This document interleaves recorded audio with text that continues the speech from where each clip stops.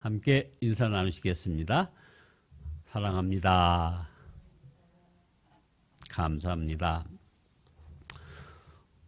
이번 주간은 추수감사절 주간입니다. 원래 11월 한 달이 추수감사절로 다들 지냅니다. 어떤 교회는 11월 첫째 주 그때 감사주간으로 지키는 경우도 있고, 또 어떤 교회는 보니까 추석 주간을 추수감사절 주간으로 해서 연합해서 지내는 그런 경우도 있습니다. 우리 교회는 원래는 셋째 주에 지냈는데 이번에는 네 번째 주에 추수감사절을 보내는 겁니다. 하나님께 감사하고 하나님이 행하신 일을 나누고 간증하고 찬양하는 그런 주간이 바로 추수감사 주간인 거죠. 그런 의미에서 시편 105편이 바로 이 추수감사를 위한 그런 본문입니다. 그래서 105편 1절에 너희는 주께 감사하면서 그의 이름을 불러라 하고 외칩니다. 그가 하신 일을 만민에게 알려라.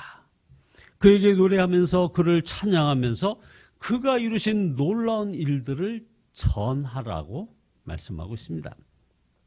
평생 이렇게 하나님께 감사하고 간증하고 찬양하며 사는 것입니다.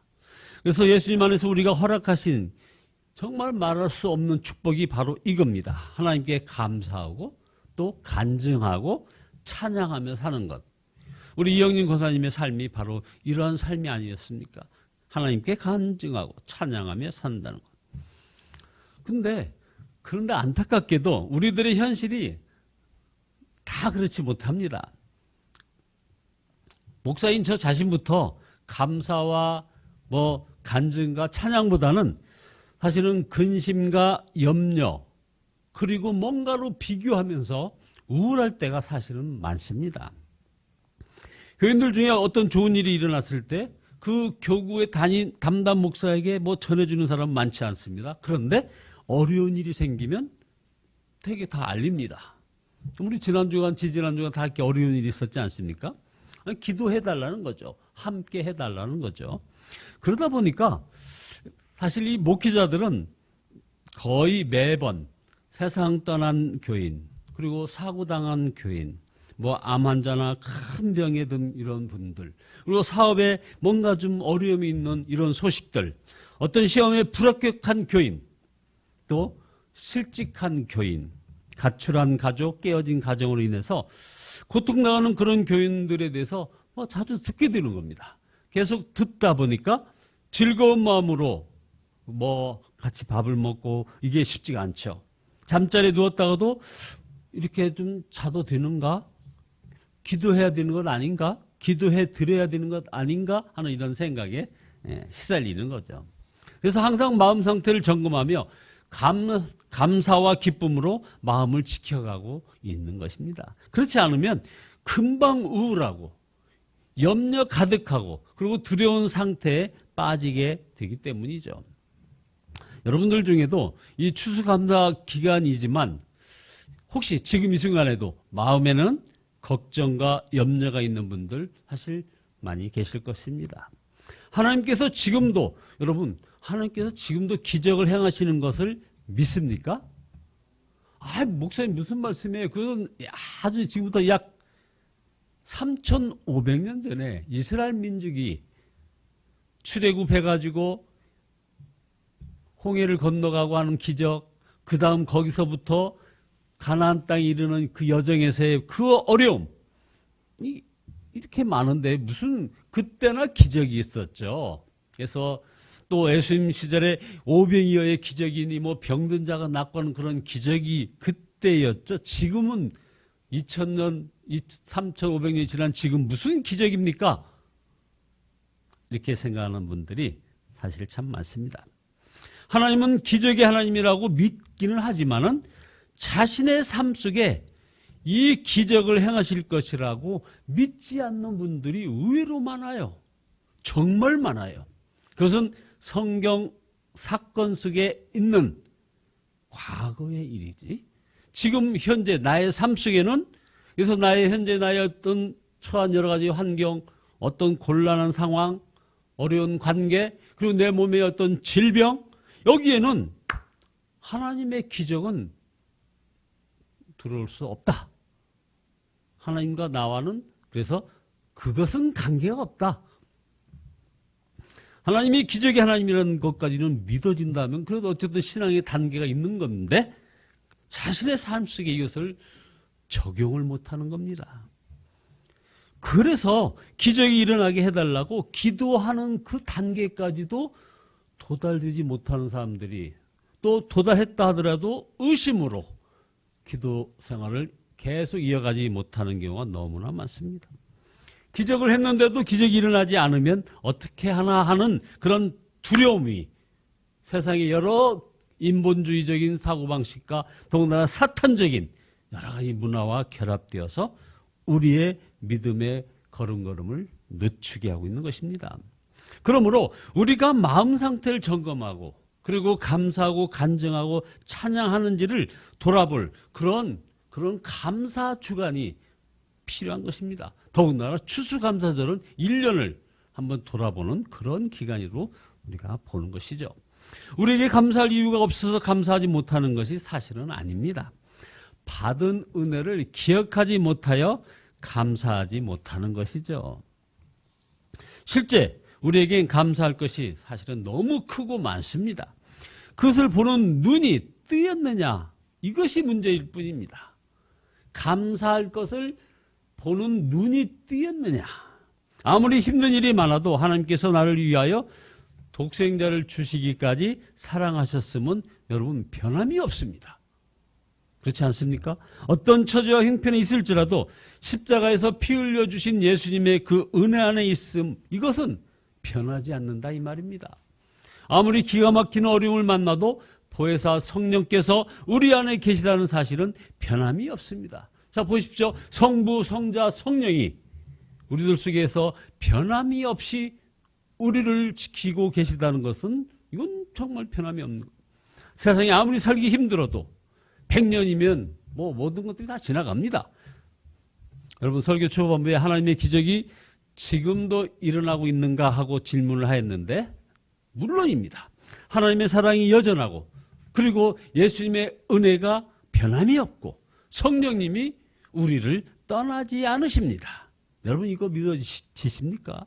하나님의 사랑이 여전하고 예수님의 은혜는 변함이 없고 성령님은 우리를 떠나지 않는다는 것 이것을 여러분들 꼭 붙잡으시기 바랍니다.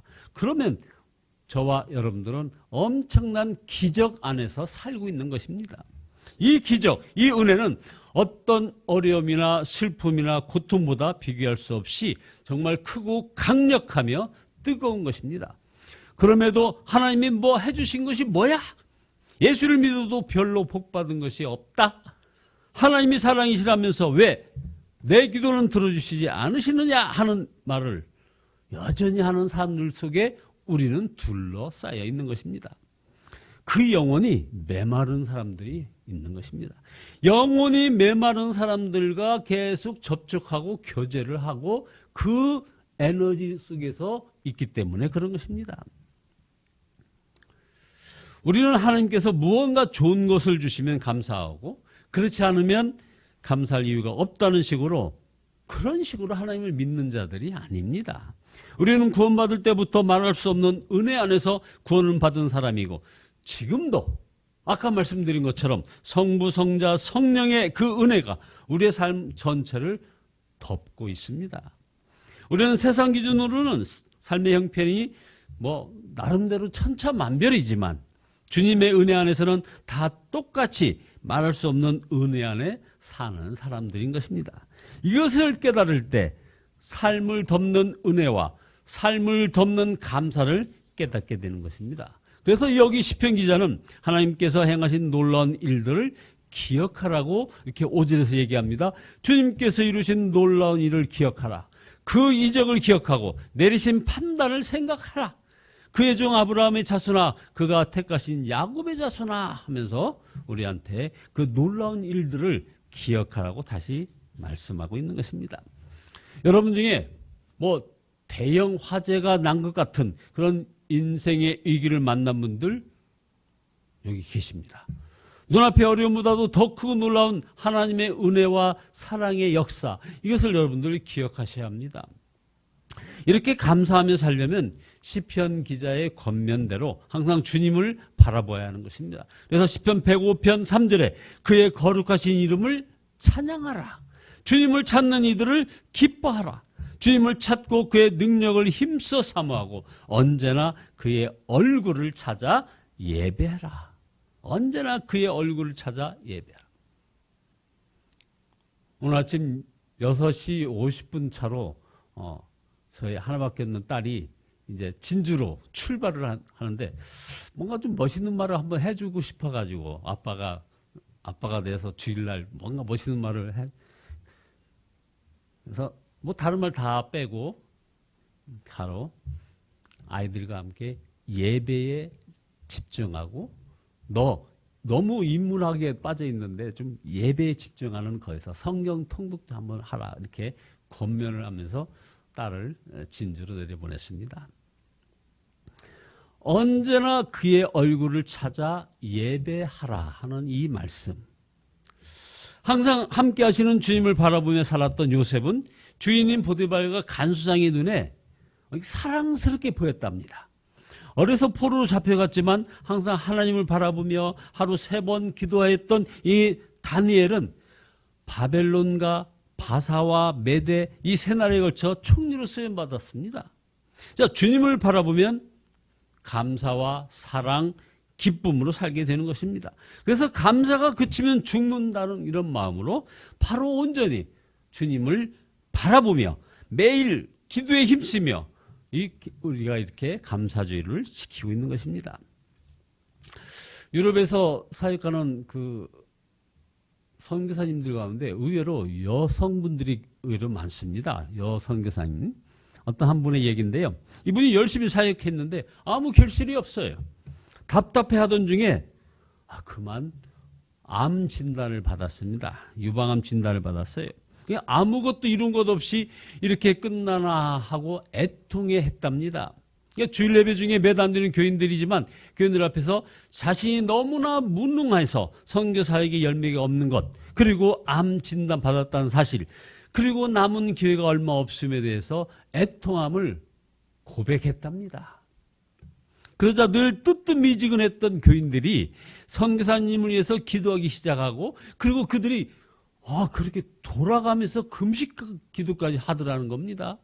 그래서 선교사님은 암으로 투병해야 할 형편이 되었지만 이제 교인들에게서 기도가 일어나면서 교회의 영적 분위기가 완전히 바뀌었다는 겁니다. 그래서 얼마 뒤에 수술을 위해서 병원에서 검사를 하였는데 놀랍게도 암이 너무나도 놀랍게도 그냥 조그맣게 줄어들었다는 사실을 알게 되었답니다. 의사도 깜짝 놀랐죠. 교인들은 더 놀랐답니다. 자신들의 기도에 역사가 일어난 것이에요. 그렇게 열심히 해보려고 할 때는 결실이 없더니 너무나 약해지고 아무것도 할 수 없는 상황에서 갑자기 교회에 부흥이 일어났다는 겁니다. 약해진 것도 암에 걸린 것도 다 감사 제목임을 알았다라는 그런 고백의 간증을 읽었습니다. 하나님께 감사드리고 싶은 마음을 담아 우리가 추수감사 헌금을 모두 드렸습니다. 우리의 모든 추수감사 헌금에는 하나님에 대한 우리의 믿음과 감사가 그대로 드러난 것입니다. 그래서 힘을 다하여 감사하자는 것입니다. 우리로 이렇게 감사하게 하시는 것은 어려운 이들에게 은혜가 흘러가게 하시기 위함인 것입니다. 이 시간 하나님께 삶 전체를 넘는 감사를 여러분들 올려드리시기 바랍니다. 그래야 부어주시는 하나님 은혜를 더욱 깨닫고 누리게 되시기를 간절히 바랍니다. 그리고 그 감사로, 저와 여러분의 모든 감사로 수많은 사람들이 하나님의 은혜를 누리기를 예수 그리스도의 이름으로 축원드립니다.